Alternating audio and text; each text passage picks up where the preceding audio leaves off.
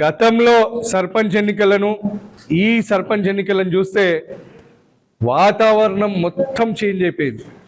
దౌర్జన్యాలు, ఈ కాంగ్రెస్ పార్టీ అరాచకాలు, దౌర్జన్యాలు, బెదిరింపులు, బ్లాక్మెయిలింగ్ రాజకీయాలు అసలు నేనైతే ఎన్నడూ కలలో కూడా ఊహించలే, ఎన్నడూ కూడా వినలే. నేను వార్డు మెంబర్లుగా పోటీ చేస్తున్న వాళ్ళని కూడా నువ్వు పోటీ చేయొద్దు అని చెప్పి బెదిరించడం అనేది చాలా చాలా హాస్యాస్పదమైన విషయం.